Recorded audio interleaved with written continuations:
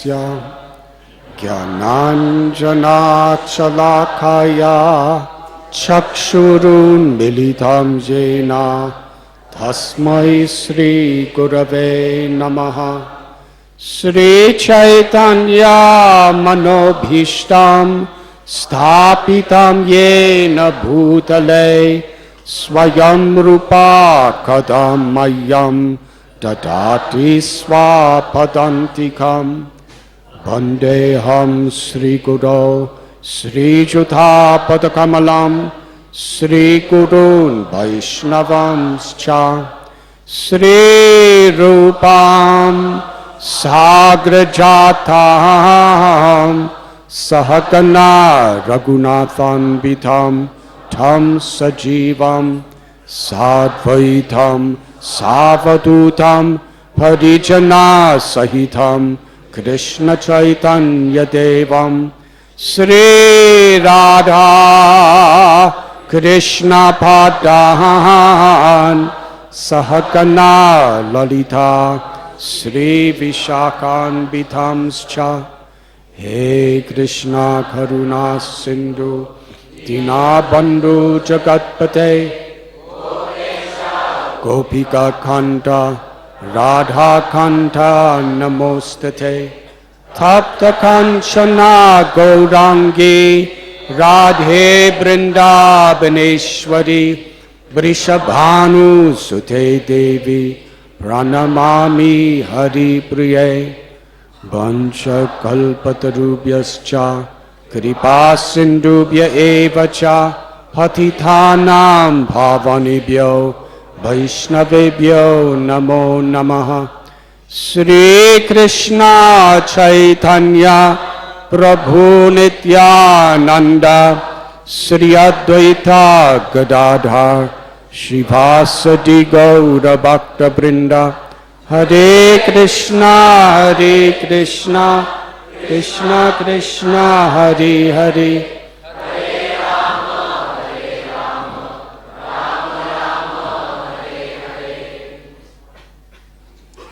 Hare Krishna.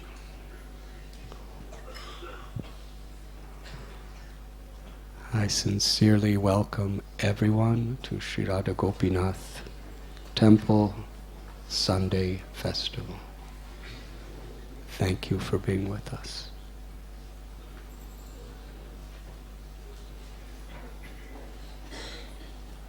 With your permission, I'd like to read a verse from the 9th canto of Srimad Bhagavatam. Yanama sruti matrena puman bhavati nirmalaha tasya tirtha padakim va dasanam avashishyate.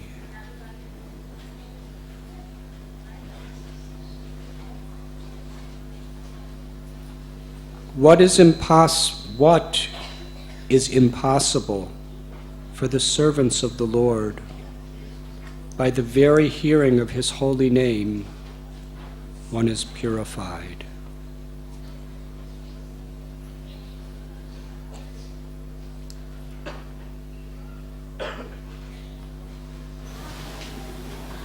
Srimad Bhagavatam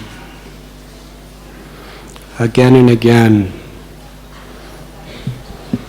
reminds us of the supremely purifying power of the Lord's holy name. Lord Chaitanya in his Shikshastakam has prayed, Nam Namakari Bahudanija Sarva Shaktish. That the Lord has incarnated within the transcendental sound vibration of the name. And all the powers, the potencies, the beauty and the sweetness of the Lord are in the name. Namachintamani Krishna's Chaitanya Ras Vigraha. The name of God is God. Krishna, the absolute truth, who is supremely all-powerful and independent, has manifested himself in the sound of the name. And as Krishna tells us in Sri Bhagavad Gita, Yegatamam prapadyante tams tataiva bhajamyaham. According to the nature of how we approach the Lord, or according to our surrender, the Lord reveals himself accordingly.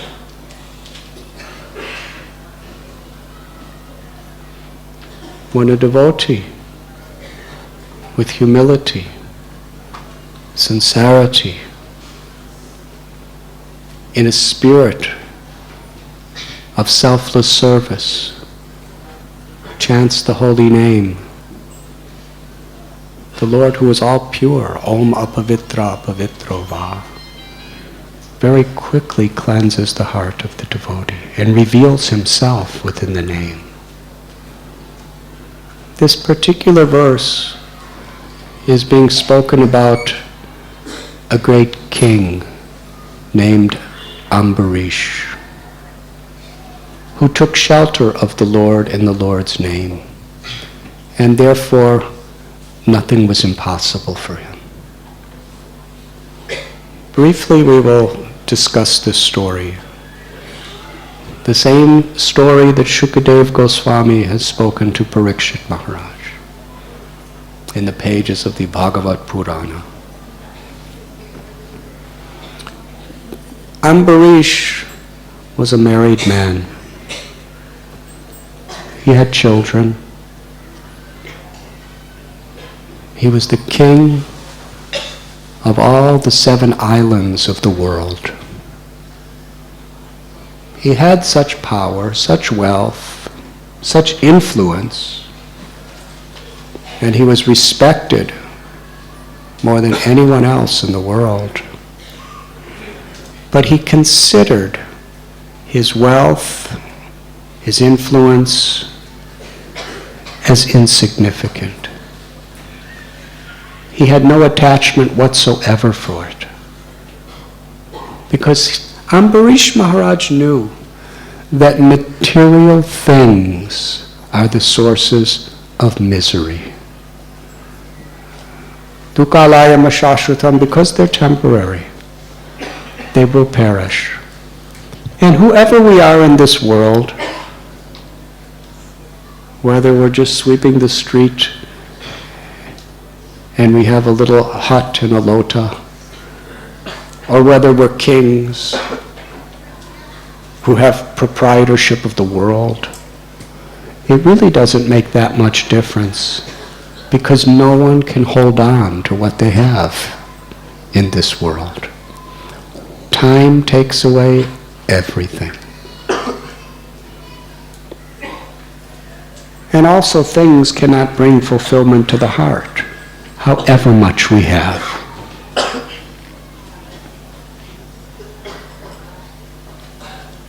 And there's so much fear to the extent we have material attachments. If we're attached to fame, prestige, then we fear losing it. And we become envious of someone who has something more. And we become depressed if we have less. And if we have more, the tendency is we become arrogant. In which case, envy, arrogance, it's a type of greed which can never be satiated.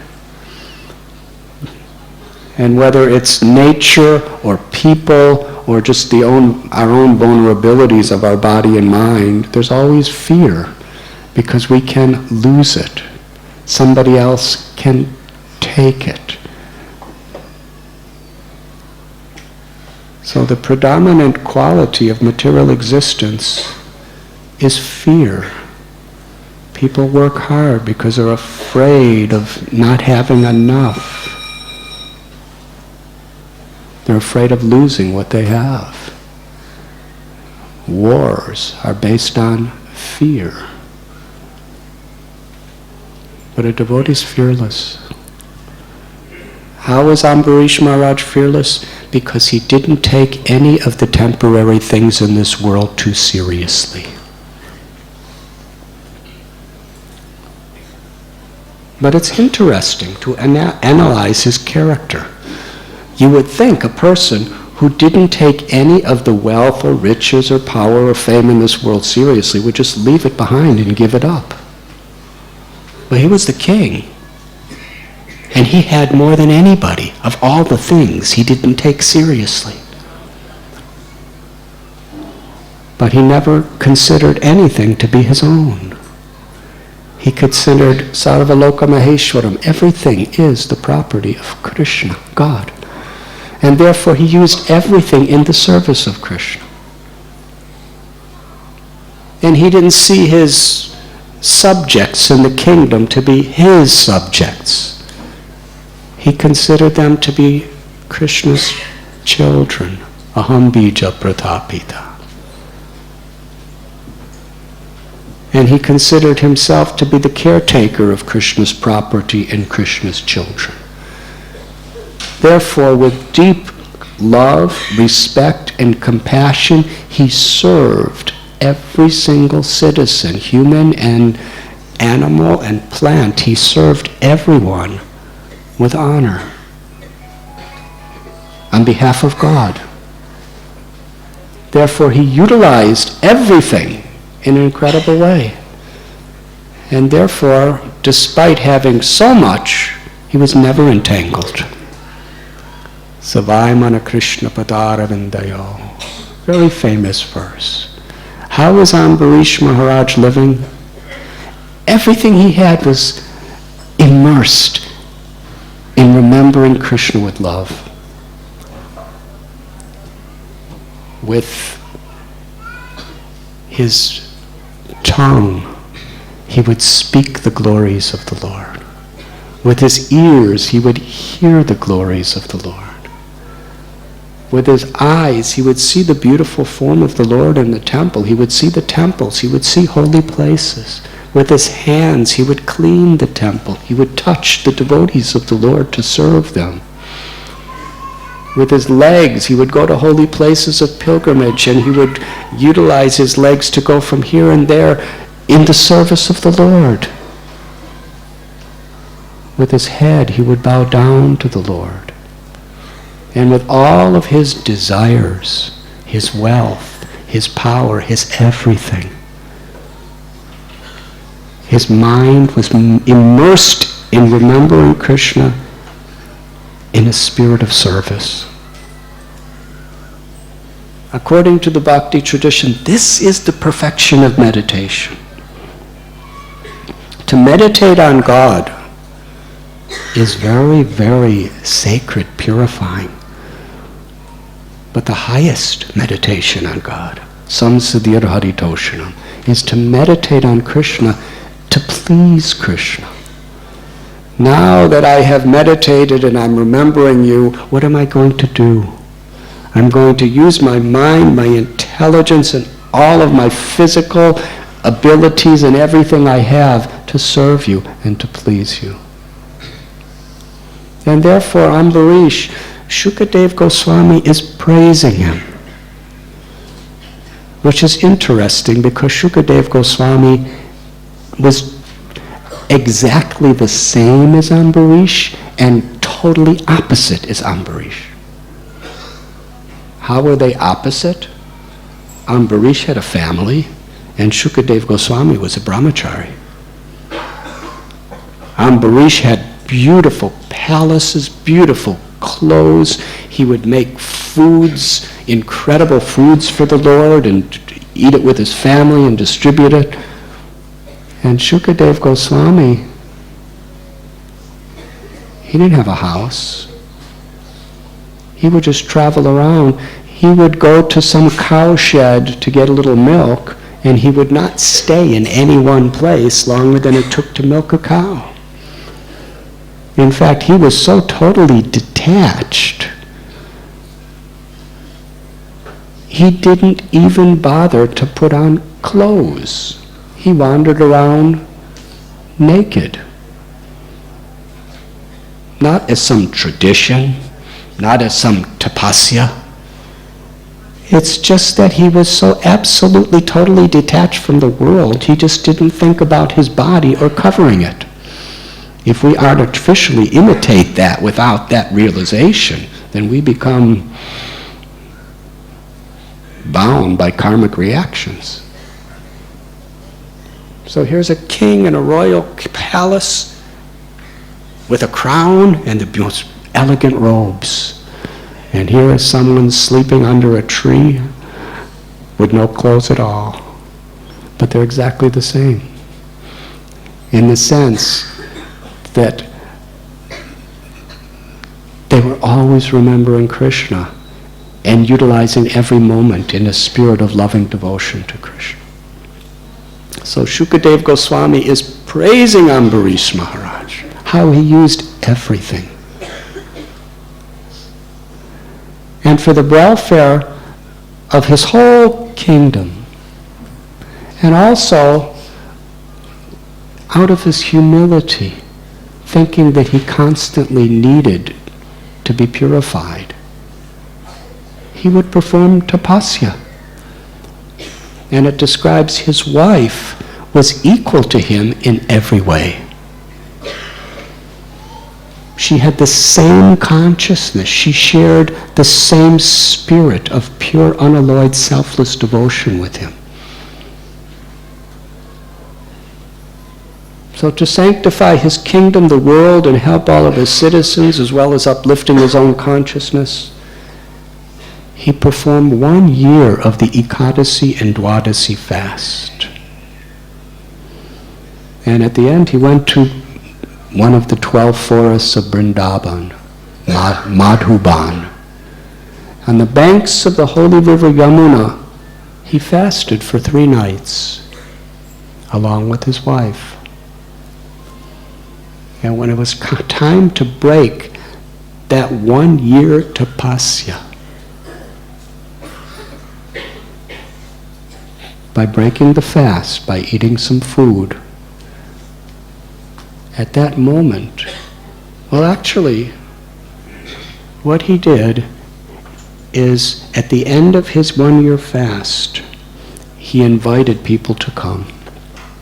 And before he ate anything, he fed thousands and thousands of people sumptuous prasad with his own hands. He gave 60 crores of cows to Brahmins, each one with gold-plated horns and silver-plated hooves. And he fed everyone such wonderful food, Krishna's prasad.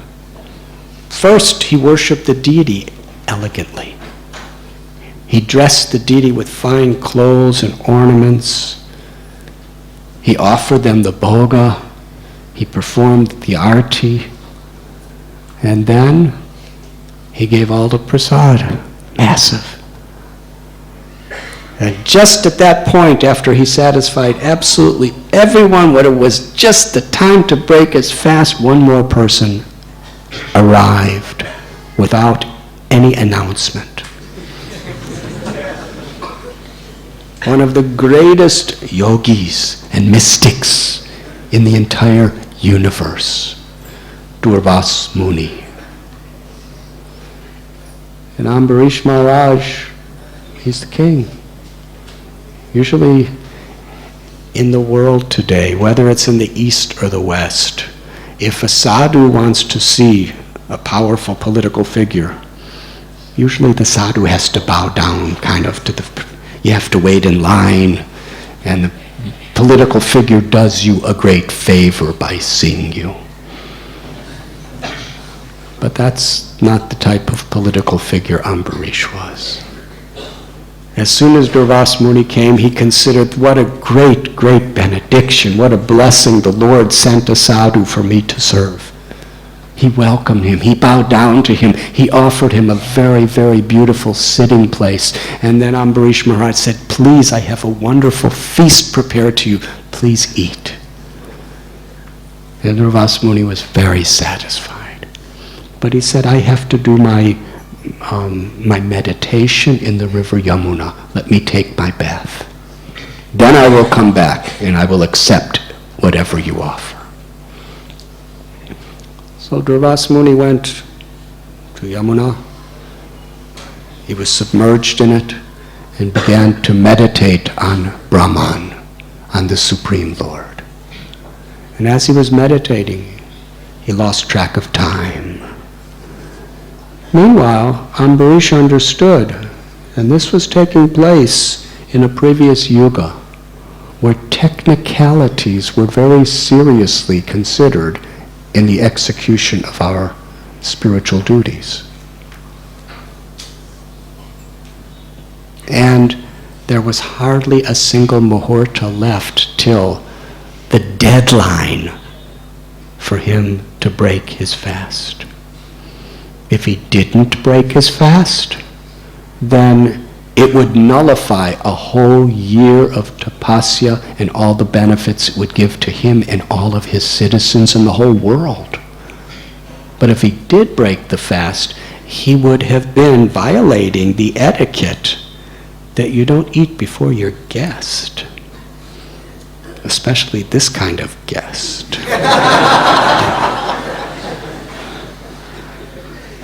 So he prayed to the Lord within his heart, and the Lord was very much within his heart, and he got an inspiration. How to resolve this apparently contradictory situation we're in. Is not this the nature of the world? We get put in these contradictory situations where we're supposed to be at two very important events at the same time, and we have to choose one or the other.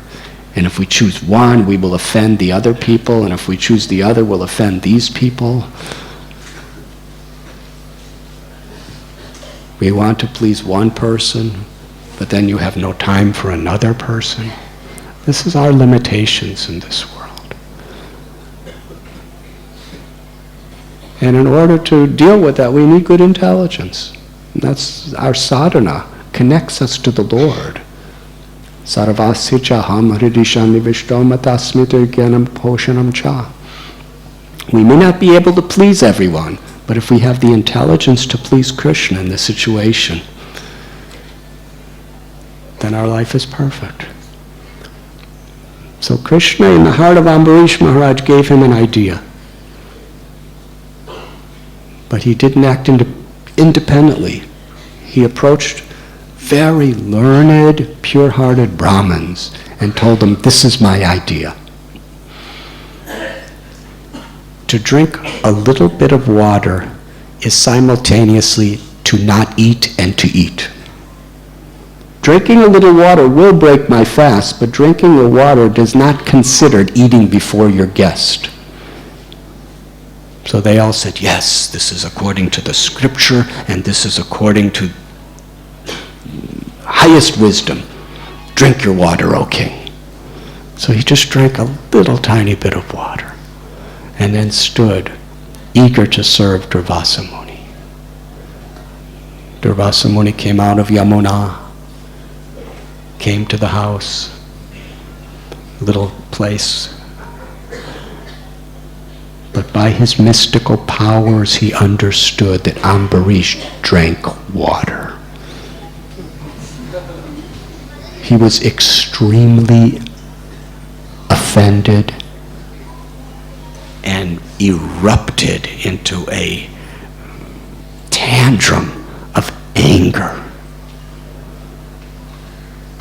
You call yourself a king? You are the lowest of the low.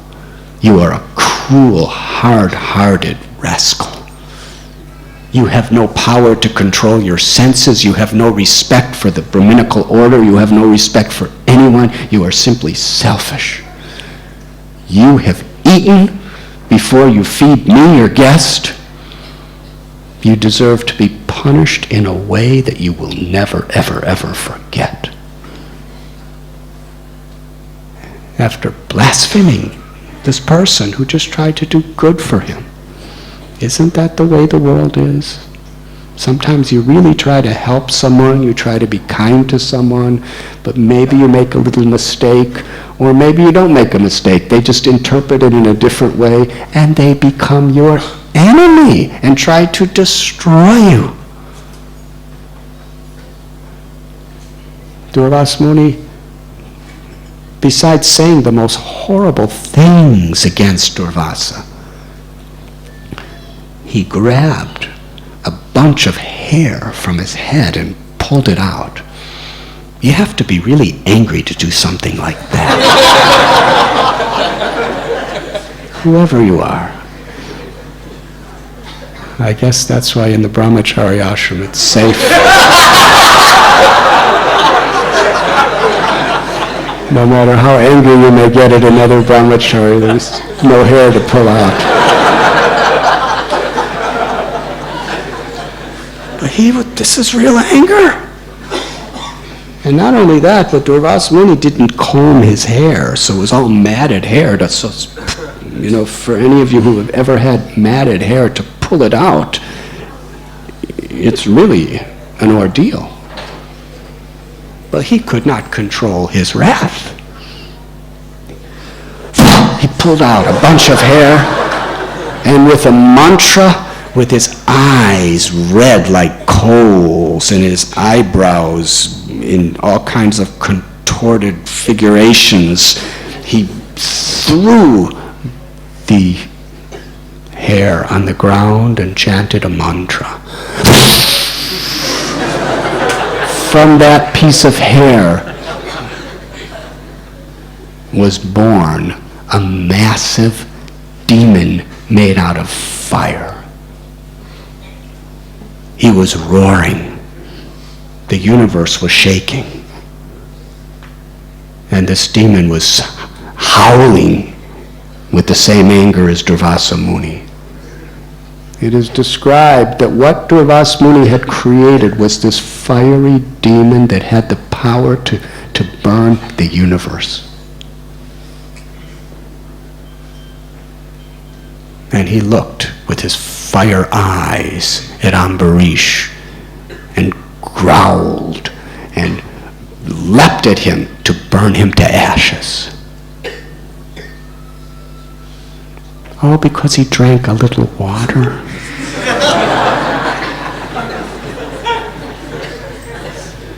Now, for most of us, we'd say, my Lord, why is this happening to me? Or for sure, at least we try to run away. Ambarish Maharaj did not move an inch. He did not have the slightest anxiety, repulsion, or fear in his heart. Ambarish Maharaj did not think anything ill of Durvasa Muni. He simply folded his palms and offered his heart and his life to Krishna. My Lord, I'm yours. Nothing else matters. I'm yours. Because he surrendered in such a state of forgiveness, in such a state of love, the Lord, who promises in Gita, Kaunteya pratijanihi name bhakta pranashati. For those who surrender to me, I always protect them. But he protects his devotees sometimes in ways that are not exactly what we understand as protection. He may protect us by smashing us. He may protect us by taking everything away from us. He may protect us by not giving what we want, or he may protect us by giving us everything. He may protect us by letting us die and go back to Godhead and take our soul back to Godhead, or he may protect us by saving our life miraculously. But the Lord always protects his devotee, and a devotee has faith in the Lord's will. And that was Ambarish. He just stood and just offered his heart to Krishna. And Krishna sent his Sudarshan chakra, who appeared like fire. It was the chakra, and there was fire emanating it. It was burning hot. Now this is extraordinary what was about to happen. Durvasa Muni created a fiery demon made out of raging fire that had the heat to destroy planets. And the Lord sent the Sudarshan Chakra, which was emitting fire. The Sudarshan Chakra attacked the fiery demon. And according to Srimad Bhagavatam, the fire of the Sudarshan Chakra burnt a demon of fire, burnt him to ashes. This is not only inconceivable, but incredible. How could fire burn fire? How could fire burn pure fire into ashes? Krishna did it this way just to show. What is that beautiful verse? Mare Krishna Rake Krishna Mare Ke. That if Krishna wants to kill you, nothing can save you. And if Krishna wants to save you, nothing can kill you. And Krishna is not subjected to the laws of nature. Material nature, it's impossible for fire to burn fire. Yes? Fire is unburnable because it's burning.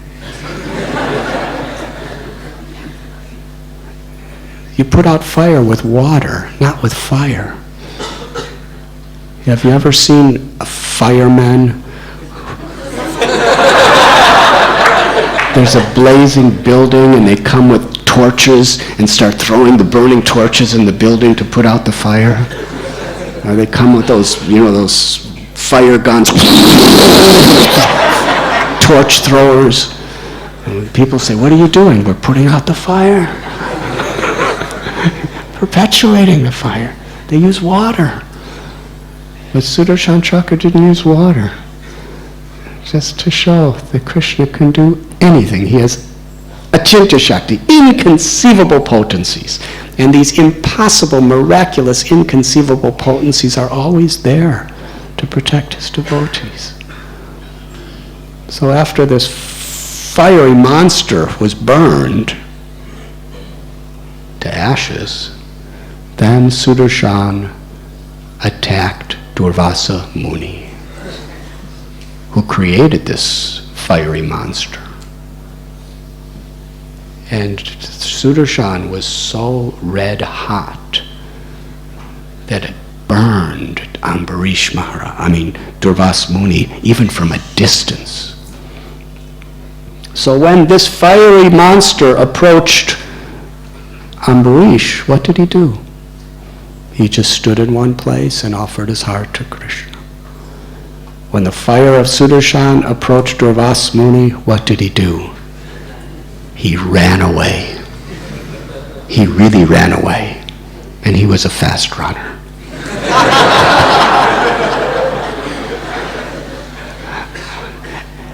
If Durvasa Muni were to go to the Kali Yuga Olympics, he would be the first person in history to win gold medal in every single event. Every sport, every race, everything. He could jump higher, he could throw balls better, he could do everything. He would be the undisputed captain of the Indian cricket team.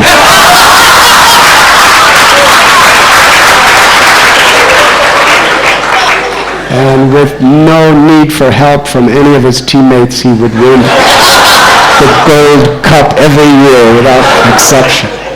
He was a mystic. So he ran away, and Sudarshan ran after him. And when he ran. He could run. We could run on the land. He could run anywhere. It described he went to the top of mountains, in the most inner recesses of mountain caves to hide. And right behind him was Sudarshan. Now here's another incredible, impossible thing by material standards. Are you ready? Thank you. even if you said no, I would probably...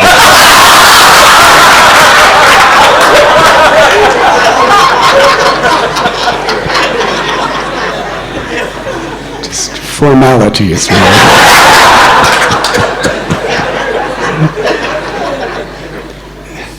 Sudarshan was blazing on fire, yes? Durvas Muni, he used his good intelligence. What am I going to do now? He's burning my back. Durvas Muni ran to the bottom of an ocean. Now, can fire touch you at the bottom of an ocean? Yes. If it's the Sudarshan chakra. If it's the will of the Lord. He's at the bottom of an ocean to protect himself, and he feels the blazing fire heat. You know, bottom of an ocean is a very cold place. And he's feeling the massive heat of Sudarshan on his back. So he had to go out of the ocean, and he went into the sky. He was running in the sky. So fast, he went to the abode of Brahma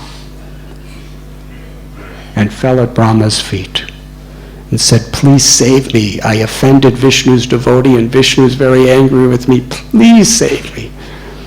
And Brahma said, when Vishnu just moves his eyebrow, the entire universe is destroyed, including Brahmaloka. My residence. There's nothing I can do for you. It seemed from this story, between the lines, that Brahma did not want to be implicated in this Durvas Muni's offense to a devotee. He said, there's nothing I or Shiva or anyone can do for you, because the Lord is all-powerful. So Durvas Muni, feeling the heat of Sudarshan behind him, he ran through the sky to Kailash, where he fell at the feet of Lord Shiva and begged Shiva to protect him. Vaishnavanam yata Shambhu. Shiva's a great... Brahma and Shiva are both acharyas, founder acharyas of two sampradayas. Brahma Sampradaya, the Rudra Sampradaya. Shiva told him that all the demigods, everyone, we are all subordinate to Vishnu. But I can tell you how to save yourself. No matter where you go, there'll be no protection. You must go to Vishnu himself and surrender your body, mind, words, and life to him. So Durvas Muni went to Vaikuntha. This is what kind of runner he was. And there he fell at the lotus feet of Lord Vishnu and prayed, please, I beg forgiveness for my offense. Save me. And Vishnu spoke words that have echoed in the hearts of devotees for thousands and thousands of years. Where in this situation, very lovingly, the Supreme Personality of Godhead revealed his heart out of mercy to Durvasa Muni.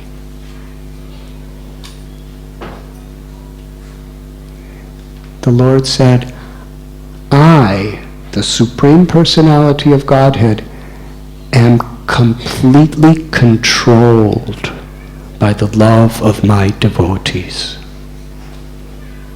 Although I am the supreme, absolute, independent Lord of all that exists, I have given up my independence by my own independent will to be controlled by the love of my devotee. And what to speak of my devotees? I am conquered and controlled even by the devotee servants of my devotees. The servant of my servants. he explains how my devotees, they have given up everything for me. Therefore, it's impossible for me to give up them. They carry me in the core of their hearts, and everything they do is for my pleasure.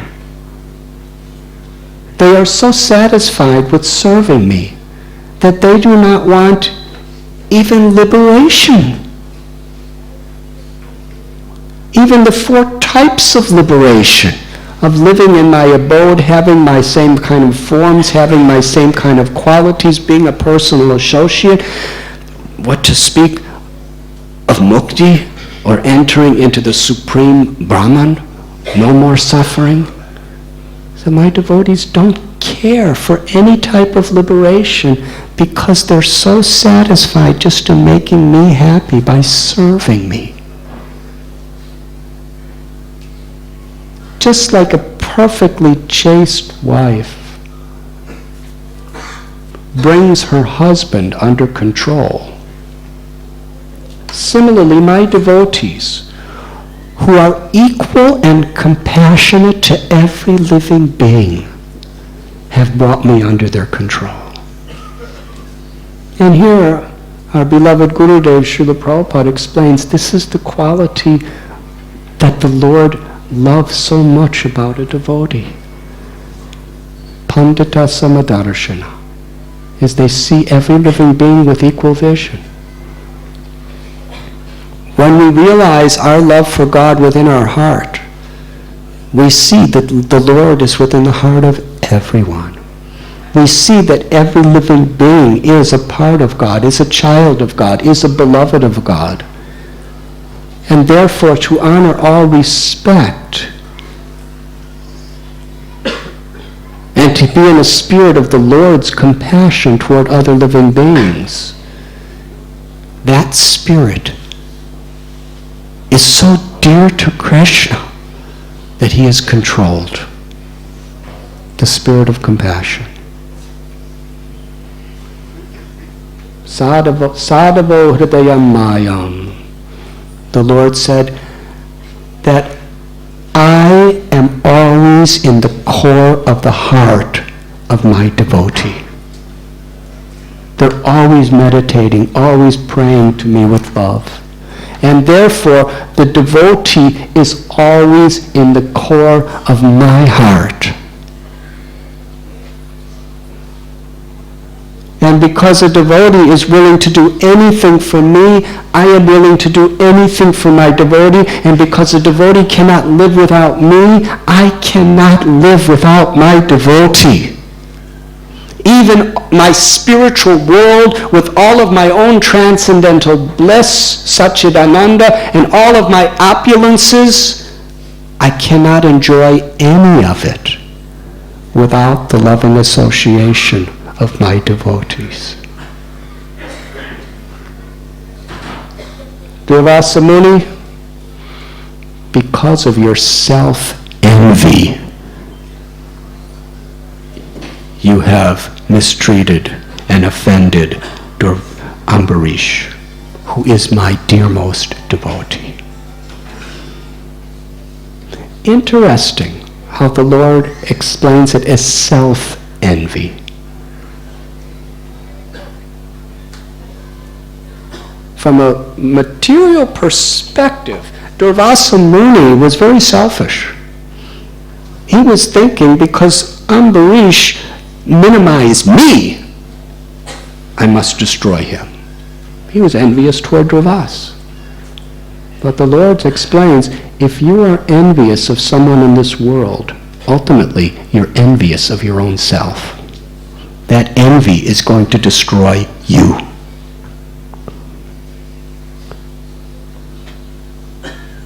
There's no worse quality that demeans the soul worse than envy.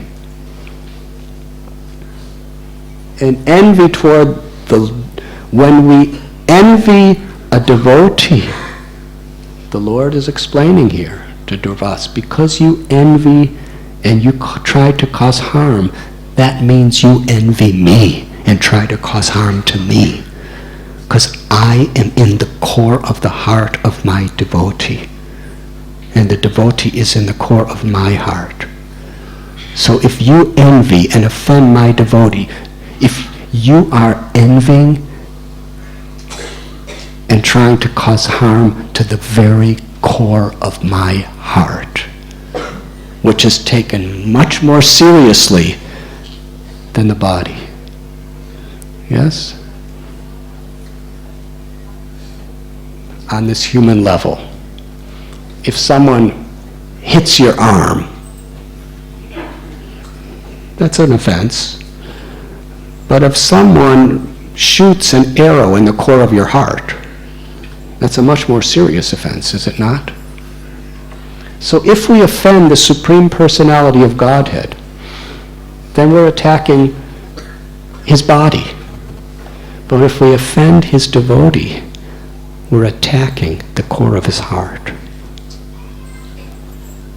This is why Sri Chaitanya Mahaprabhu explained that offenses to devotees are the mad elephant offense. If we blaspheme the Lord,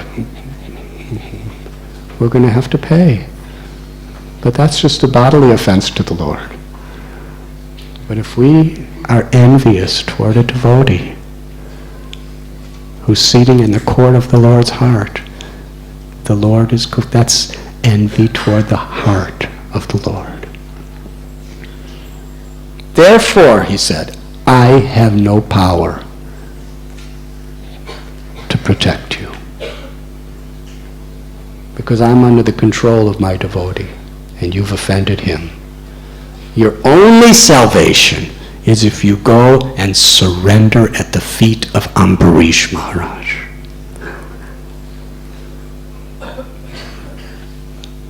This was the Lord's mercy, to show the world this profound lesson. So Duras Muni, he ran through the sky all the way back to Vrindavan, Madhuban forest. And Ambarish Maharaj was standing there waiting. Duras Muni fell at his feet. And Ambarish Maharaj was so embarrassed because he considered Duras Muni a great yogi and a great sage and a great Brahmin, and he's just a little king householder, so he offers obeisances to Ambarish, and Ambarish offers obeisances to him, and Duras Muni is falling at his feet, and Ambarish sees the Sudarshan chakra right behind him, still. So what did Ambarish Maharaj do? With folded hands from the core of his heart, he offered prayers to the Sudarshan chakra, the energy of Vishnu. After glorifying Sudarshan as the Lord's energy manifesting from the glance of the Lord, which is the cause of the creation and destruction of the entire cosmic manifestation in all its universes, that's the power Sudarshan has. After humbling himself before the greatness of the Lord and his astra, Ambarish Maharaj, with so much sincerity and emotion, he prays. If myself or any of my family members have ever done anything to please you, my Lord, the only thing I ask in return is don't hurt Duras Muni. Forgive him. He prayed over and over again, I don't ask any other benediction from you. Please protect Durvasa. Do not hurt him. Forgive him. Now Durvasa Muni is watching all this. Very dynamic situation. Let's compare the two, with all due respect to both.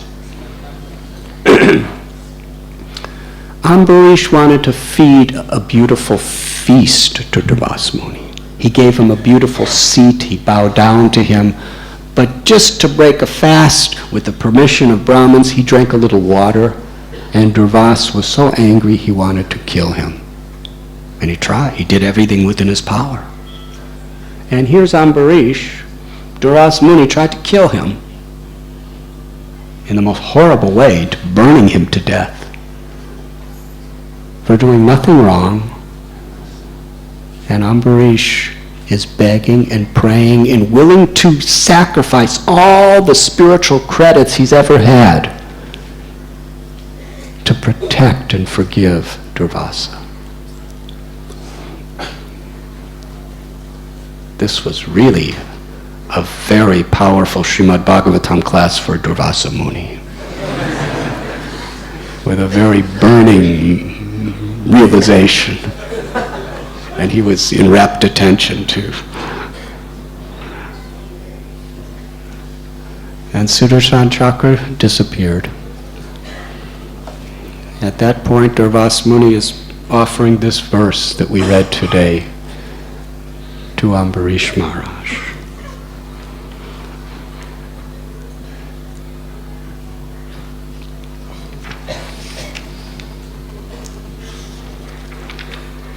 Durvasa Muni says, "My dear king, today I have experienced the greatness of devotees of the Supreme Personality of Godhead.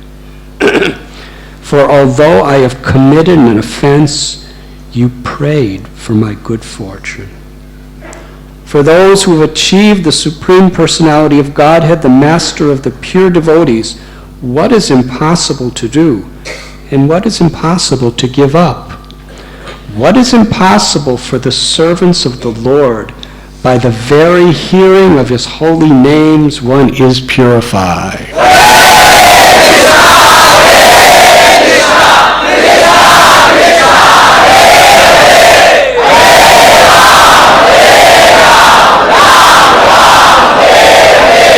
O King, overlooking my offenses, you have saved my life.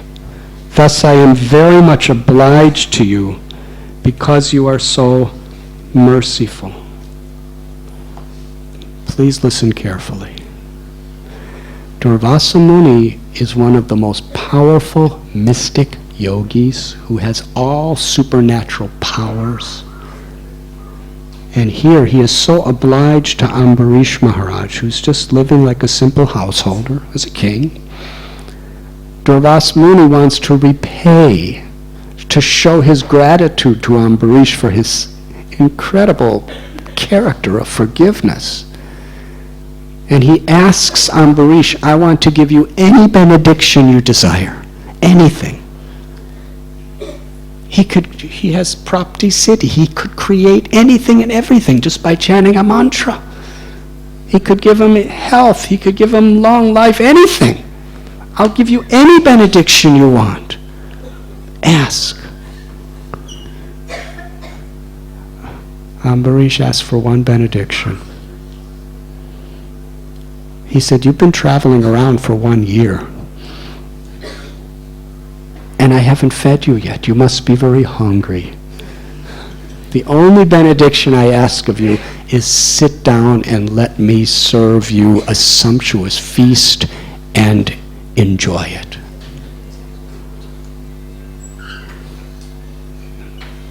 Durvasa Muni, conquered by he who conquers the absolute truth, sat down, and Ambarish, with his own loving hands and with such an affectionate heart, just sumptuously fed Durvasa Muni prasad. And Durvasa Muni enjoyed it so much. And then Durvasa Muni understood that, Ambarish, you fasted for a year, doing Dwadasi and Ekadasi fasts, and for 3 nights in a row. And I came and you just broke your fast with a little tiny bit of water, And Ambarish Maharaj, the whole year that Durvas Muni was running from place to place into caves and on top of mountains and in the bottom of oceans and in Brahmaloka and Shivaloka and Vaikuntha-loka, when he finally came back, it was a year later, and that whole year Ambarish just stood waiting for his guest to return. And he didn't eat anything. He only drank some water. And when Durvas Muni was finally fed and completely satisfied, then Durvas Muni said to Ambarish, now please, the only benediction I want from you is eat. Sit down and eat finally. So Ambarish Maharaj honored prasad. And Durvas Muni left, and wherever he went, he was chanting the glories of bhakti, of pure devotional service, the power of pure devotion, the beauty of pure devotion.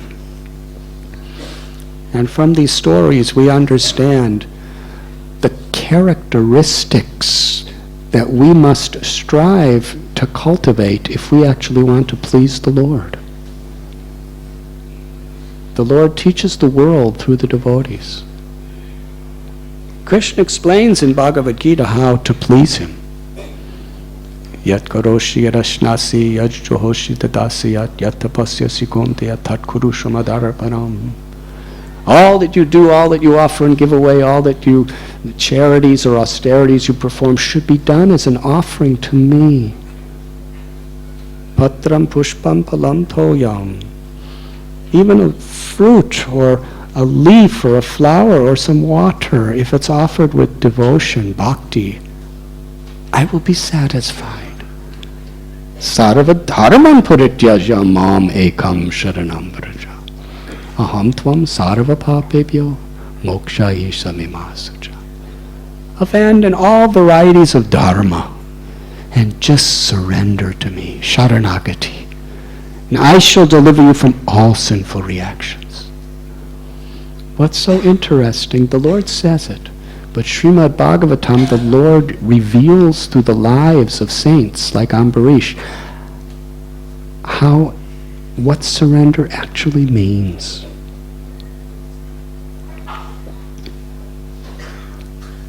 To truly be everyone's well-wisher, to have no envy in the heart, even under the most difficult circumstances. It is natural for us. We're trying to be sincere, but sometimes situations just seem so impossible. I can't maintain the standards in this environment. This is too much. When I took my vows, I was not expecting this to happen to me. It's one thing, going to Srimad Bhagavatam, but it's another thing when Durvas Muni's throwing fiery demons on you. So we're tested in so many ways. But when we really understand the qualities of such devotees, we understand that it's the time when we're tested that the Lord actually understands and receives our love. Srila Prabhupada writes that one's greatness has to be estimated by the ability to tolerate provoking situations. And tolerating doesn't just mean surviving. It means forgiving. It means sustaining our integrity. It means with a grateful heart, taking shelter of the Lord as everyone's well-wisher. That's what toleration means on the path of bhakti. Haridas Thakur was beaten in 22 marketplaces, and the very people that beat him, he was praying to the Lord to give them love of God. And then after he was thrown in a river like a piece of trash, they thought he was dead. when he came back to life, what did he do? He walked right back to the king who sentenced him to death to give him another chance to understand Krishna's love. There was no envy. This may seem impossible for us, but by reading Srimad Bhagavatam and Mahajano Yena Gata Sapanta, trying to follow in the footsteps in whatever little tiny small way we can in our life, and chanting the holy names of the Lord, if we really want to be like Ambarish Maharaj, and we really sincerely try and chant the names with that spirit, then Krishna can empower us to rise above envy and live with purity and devotion and love. Ambarish, he ruled his kingdom in such a way, he treated everybody like this, respectively. He was a servant of all.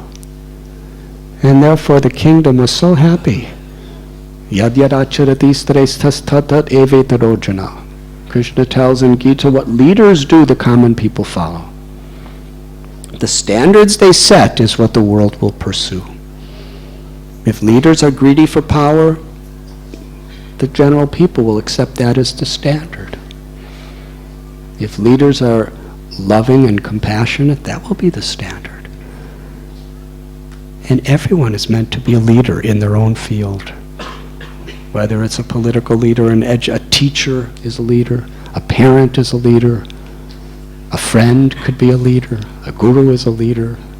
Whatever position we may be in, a teacher, academic teacher, spiritual teacher, we're all meant to set the standard by our example. And here's the standard. Ambarish, Prahlad, Dhruva, in his enlightened state, the residents of Vrindavan, the great acharyas like Srila Prabhupada, following in their footsteps.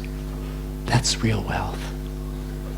So because Ambarish exemplified such a standard of selfless love, everyone in the kingdom was devotees of Krishna. And everyone in the kingdom was so happy just serving Krishna, samsiddhir haritoshana, making Krishna happy, that they didn't want anything else. Practically nobody fought with each other because everyone was happy with what they had, Krishna. And it is explained in the Srimad Bhagavatam that no one had any desire to go to heavenly planets. No one had any desire for liberation. Even though living in this world,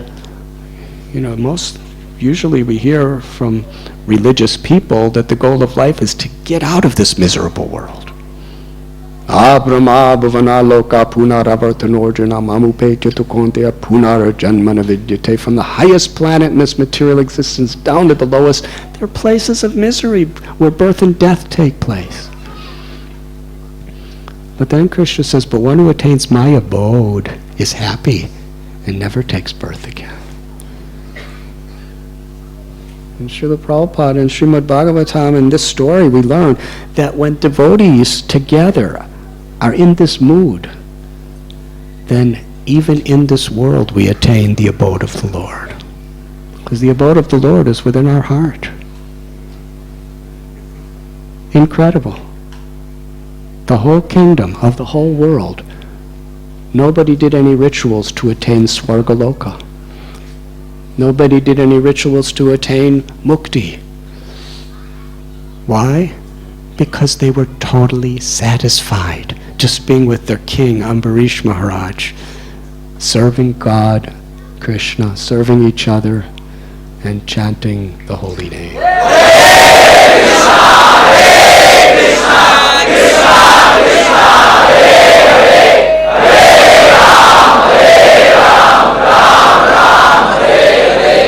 And Durva Das Muni, the culmination of his realization after all this incredible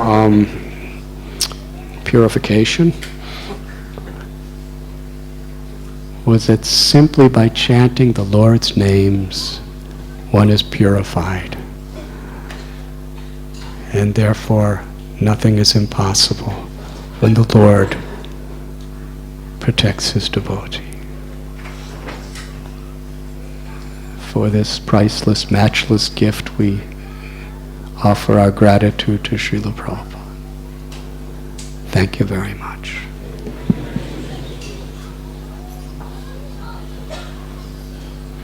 Shall we have kirtan? Yes.